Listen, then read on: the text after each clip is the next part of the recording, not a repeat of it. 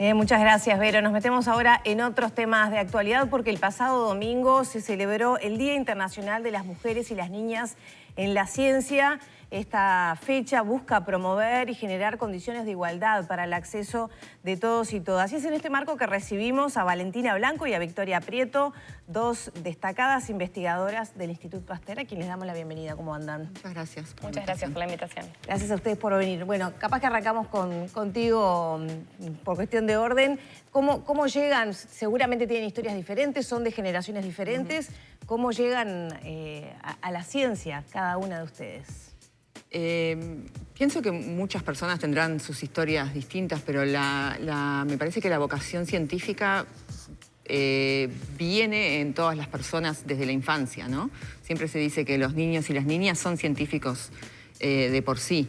Y de hecho las investigaciones muestran que hasta los 5 años de edad, tanto los niños como las niñas se sienten igual de capaces e igual de entusiasmados con el conocimiento científico. Sin embargo, eso cambia después para las niñas, después ¿no? pasan cosas que hace que cambie.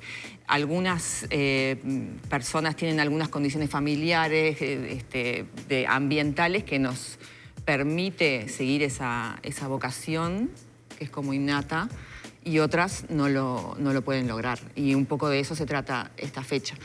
Si me preguntás a mí, yo lo puedo rastrear hasta la infancia, el liceo, haber tenido buenos docentes que me introduzcan conceptos que me parecieron fascinantes y seguir como mi curiosidad sin muchas limitaciones. ¿Y sentís que has tenido más dificultades que pares varones para poder avanzar en tu carrera?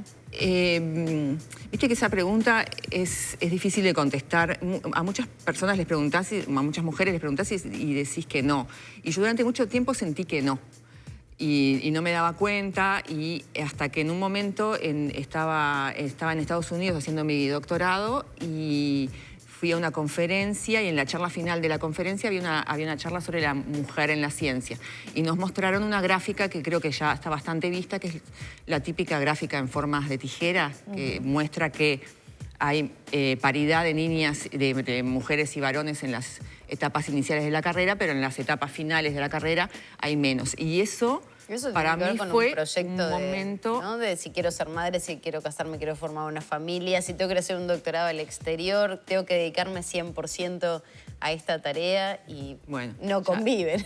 En el primer segundo ya pensaste 4 o 5 cosas, motivos diferentes. La realidad es que no hay un solo motivo para esa distribución, y hay mucha gente pensando, mucha gente estudiando por qué se da eso.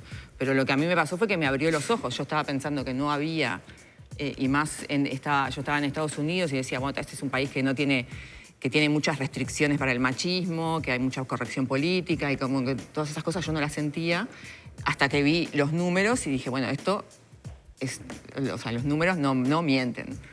Entonces, ahí atrás de eso tiene que venir una reflexión que ya viene de años, identificando diversos factores, como acabas de esbozar vos. Y en ese sentido también se abre la posibilidad de esa comisión de género, ¿no? Que debe colaborar un poco en ir rompiendo estas barreras. Y pienso en el caso de Valentina, unas generaciones menos, pero que de alguna manera sentís que las puertas se abrieron desde otro lugar hacia la ciencia.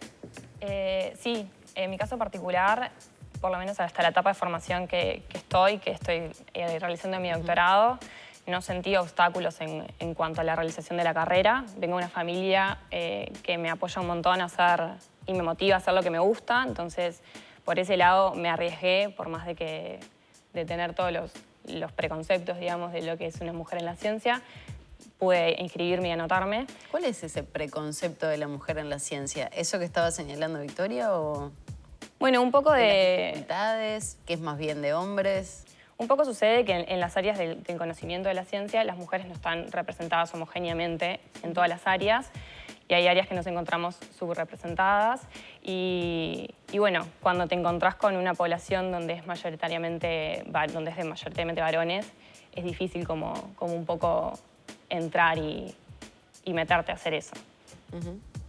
Ahora, en tu caso, la idea entonces va por ir rompiendo esas barreras, o por lo menos esos preconceptos, pero ya con otras puertas abiertas de otras mujeres que las dejaron ahí, ¿no? Sí, sin duda. Sin dudas es sí, ir apoyando también, ¿no? Ir también contribuyendo a ir rompiendo esas barreras, porque yo hoy estoy hablando desde mi posición. Hay un montón de mujeres que tal vez quedan rezagadas y no están pudiendo hoy dar su opinión y su experiencia. Entonces también seguir luchando para que todas las mujeres y todas las niñas que se les pasa por la cabeza ser científicas tengan la oportunidad de serlo y no sientan ninguno de estos obstáculos. Bueno, y ahí es un poco la pregunta, ¿cómo es esa lucha, no? Claro. Una lucha que tiene que seguir por el lado del trabajo, y ahí capaz que está bueno que nos cuentes un poco de Investiga UI, la comisión de género que vienen trabajando, que está bueno que le cuentes a la gente primero qué es Investiga UI. Sí, bueno, Investiga UI es una asociación civil, es la Asociación de Investigadoras e Investigadores del Uruguay, y reúne a más de 1000 personas que hacen investigación en el Uruguay, en todas las áreas del conocimiento, y tiene una organización bastante paritaria, completamente paritaria en cuanto a género y representativa de todas las áreas del conocimiento, no solo de las áreas como STEM, que son un poco la que representamos nosotros, que son las ciencias llamadas duras. Entonces, desde Investiga UI, que existe hace 2 años, un poco más de 2 años, se reflexiona sobre las políticas científicas y es una asociación que tiene como la vocación de ser interlocutora del sistema político para las políticas científicas, ¿no? Y entonces tenemos una actitud proponente, tenemos un documento que propone una reorganización del sistema científico, y dentro de ese trabajo de Investiga UI, la Comisión de Género durante estos últimos 2 años ha hecho muchos trabajos de reflexión, pensando en los distintos ejes en los que uno piensa cuando piensa en estas desigualdades, ¿no? Entonces hablamos de maternidad y de cuidados, hablamos de masculinidades, que cuando hablas de eso hablas de relaciones de poder, de cómo se relacionan los varones y las mujeres. Hablamos de salud mental también y de todos los factores ambientales que influyen en eso. Y entonces en base a todas esas reflexiones estamos tratando de elaborar como una plataforma propositiva que sea la base de una política pública integral de igualdad de género en la ciencia, ¿no? Porque podemos claro, tengo muchísimo. Sí, es muy amplio y se me ocurren muchas claro. preguntas en todo lo que vas diciendo, pero para poder presentar como una idea medio general, claro, ¿por dónde debería pasar? Porque pienso, he tenido la posibilidad de entrevistar a científicas que me han contado, por ejemplo, que cuando ganan becas, que es muy trabajoso conseguir las becas internacionales, muy costosas. Si quedas embarazada ya se te tranca la beca, no la puedes continuar.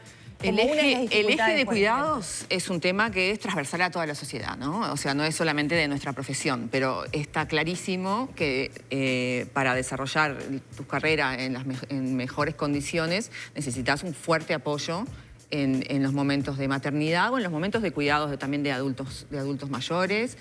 Y tiene que haber herramientas que apoyen a las personas que están encargadas, que la mayoría de las veces son las mujeres, aunque en aumento los varones están tomando esas responsabilidades. Pero entonces la idea sería empezar a desarrollar, además de las cosas que ya existen, que son hay una cosa que existe que es en tu carrera te evalúan, y cuando vos fuiste madre te detienen la evaluación por 1 año. Por 1 año no te evalúan, como que te dan ese año de respiración.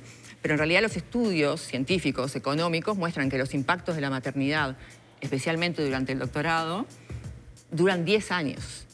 Entonces, capaz que hay que repensar. 1 año de gracia alcanza para reparar esas desigualdades. Capaz que se precisan otras herramientas.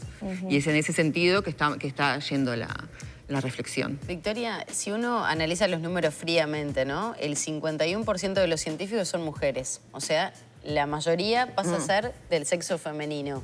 Ahora, ocupa un lugar muy importante en el podio continental. Si no me equivoco, Uruguay está tercero en ese sentido. Pero después cuando uno empieza a desmenuzar esas cifras, ¿se llega a los lugares importantes dentro de la ciencia o no se logra acceder por todo esto que estamos señalando? Claro, eso Porque es lo que... es un avance importante decir, bueno, mira, la mayoría son mujeres. Ahora, ¿qué pasa? Eso es un dato positivo, sin duda. No se puede negar que si miramos los datos globales, seamos la misma cantidad o más.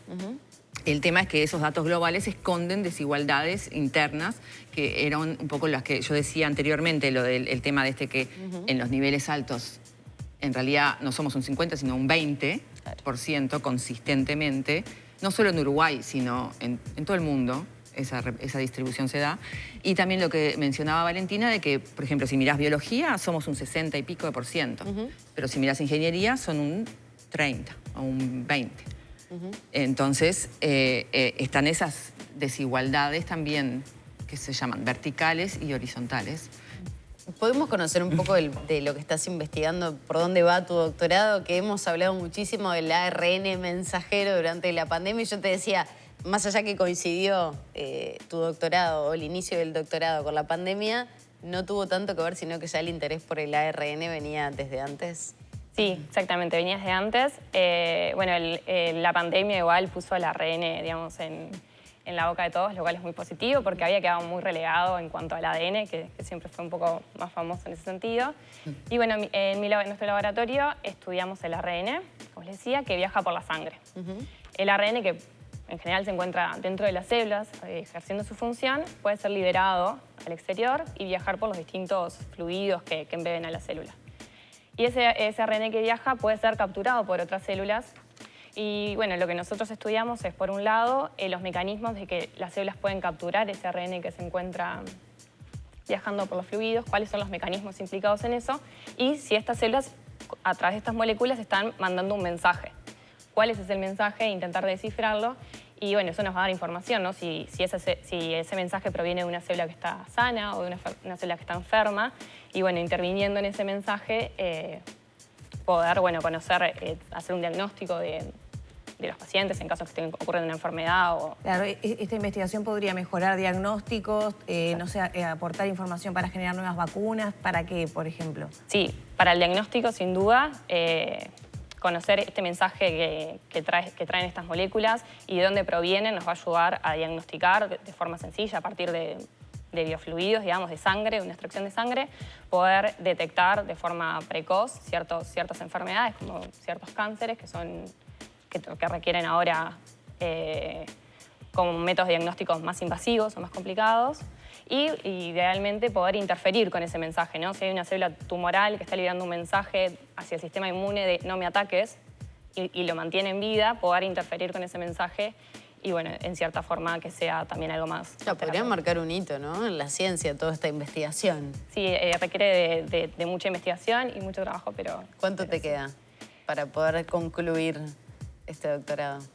Bueno, recién lo comencé mi doctorado en diciembre y en realidad este trabajo que les conté no solo mío, sino que es desde un grupo de trabajo. Somos varios estudiantes de doctorado que trabajamos en una buena sinergia porque somos un buen equipo y como que todos abordamos este tema desde distintos puntos de vista, así que llegaremos a una conclusión como más colectiva. Y Victoria, vos tenés doctorado en biología celular y molecular. ¿En qué te encontrás trabajando? Yo trabajo en otro laboratorio del Instituto Pasteur. Trabajamos con una enfermedad hereditaria que se llama síndrome de Bardet-Biedl.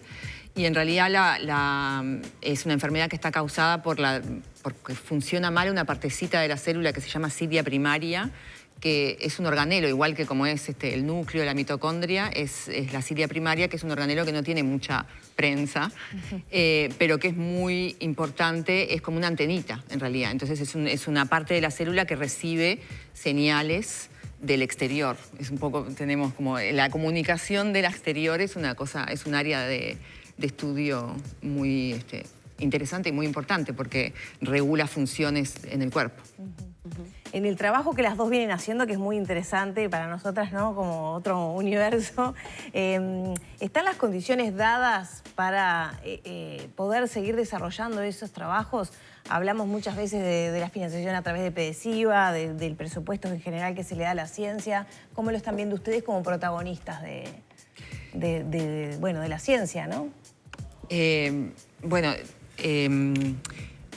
La situación presupuestal de la ciencia necesita mucha mejora. O sea, es cierto que a principios de los 2000, con la creación de la ANI, la Agencia Nacional de Investigación e Innovación, el fortalecimiento del Sistema Nacional de Becas, de los cuales por suerte tenemos personas como Valentina, que está becada, hubo una inyección muy grande de dinero y una inversión grande que permitió el desarrollo y el crecimiento de un sistema científico que estaba muy...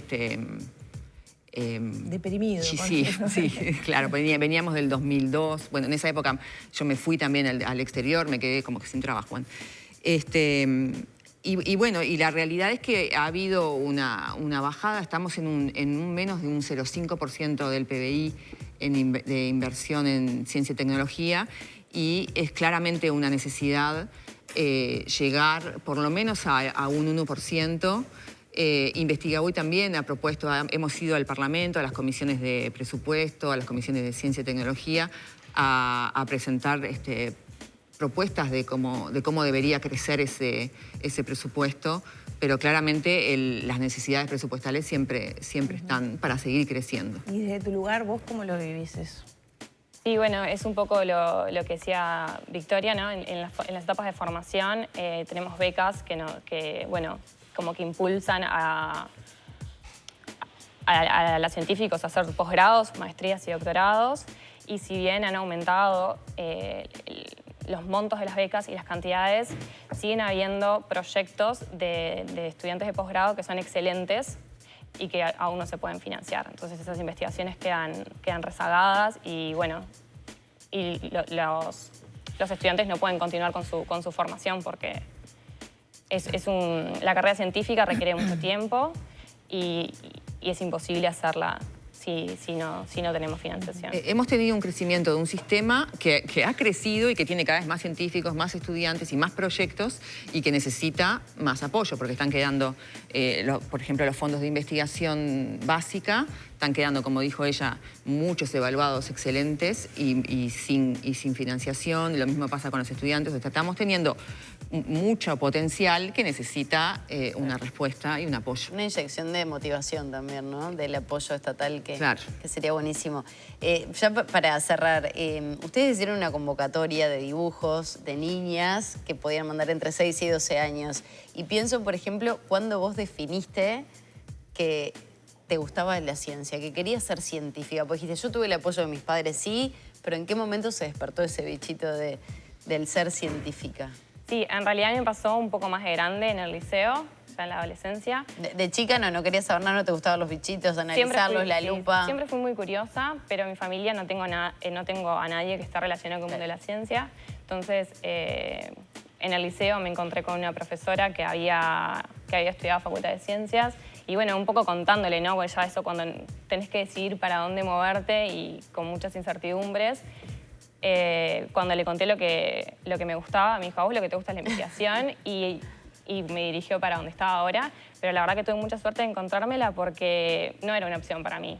Creo que cuando yo cursé, es más, les comentaba a mis compañeros que iba a hacer Facultad de Ciencias, me decían ciencias sociales, ciencias, como que le faltaba algo a la palabra ciencias y tuve mucha suerte de encontrarla. Entonces estas actividades me parecen fundamentales que se promuevan en los niños y en los adolescentes también, para que, bueno, que conozcan, ¿no? Que conozcan que existe esta posibilidad. Esos días de pasantía en la Facultad de Ciencias eran maravillosos. Cuando se abre la facultad para que vayan, investiguen durante todo un día, estén en los laboratorios, es sensacional y sé que ha colmado expectativas, de hecho.